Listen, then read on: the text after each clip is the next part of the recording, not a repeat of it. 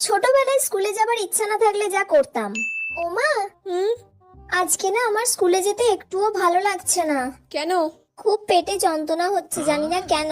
সকালবেলা ঘুম থেকে ওঠা থেকেই খুব পেটে যন্ত্রণা হচ্ছে। আচ্ছা, আবার নতুন ধরনের বাহানা শুরু হয়ে গেল। হ্যাঁ, আজকে তোর এমন অবস্থা করব না সারাদিন যে তুই আর কোনোদিন বলবি না যে আমি স্কুলে যাব না।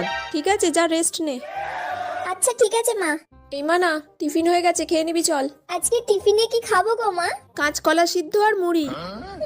এখন কাঁচকলা সেদ্ধ আর মুড়ি খেতে হবে আমাকে, তো স্কুলে যাব না বলেও জ্বালায় পড়লাম। A few moments later. মা, দুপুরে আজকে চিকেন করেছো? দুপুরে আজকে করেছি পাতলা সবজির ঝোল, আর সাথে কাঁচকলা সিদ্ধ আছে, ওই দিয়ে ভাত দিয়ে মেখে ভালো করে খেয়ে নিবি। আবার কাঁচকলা?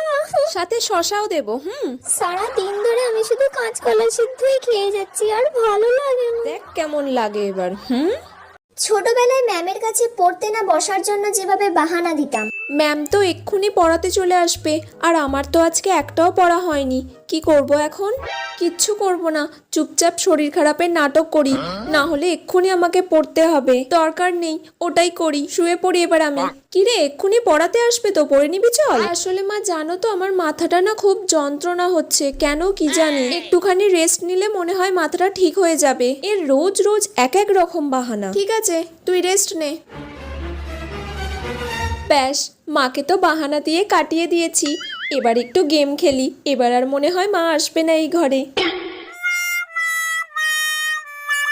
এখন নিশ্চয়ই তোর শরীর একদম ঠিক আছে? এই রে, মা চলে এলো কেন আবার এই ঘরে? আমি তো ভাবলাম আর আসবে না। চল, ম্যাম বাইরে এসে বসে আছে, তাড়াতাড়ি পড়ে নিবি চল। তোর বাবা ভালো লাগে না। মাকে যখন টিউশনের ম্যাম ফোন করে আমার নামে ভালো কথা বলে। মা মা এই নাও, টিউশনের ম্যাম ফোন করেছে, তোমাকে কি বলবে? হ্যাঁ দে।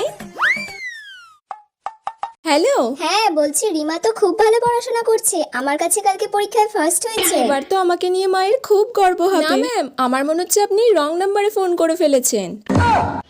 ও এইরকম পড়াশোনা করতেই পারে না, সারাদিন তো পড়তেই বসে না। মা কি সব বলছে এগুলো? আপনি একটু ভালো করে দেখুন, একেই ফোন করেছেন তো, না অন্য কাউকে করতে গিয়ে এখানে ফোন করে ফেলেছেন? না না, আমি ঠিকই ফোন করেছি। আমি কি এতটাই খারাপ? ওই ফার্স্ট হয়েছে। না না, ও ভালোই পড়াশোনা করছে। ও আচ্ছা, তাহলে নিশ্চয়ই ওই দিন কারো না কারো দেখে ও এরম ভাবে লিখে ফেলেছে। আচ্ছা ঠিক আছে, রাখছি। হ্যাঁ আচ্ছা, হ্যাঁ হ্যাঁ রাখুন।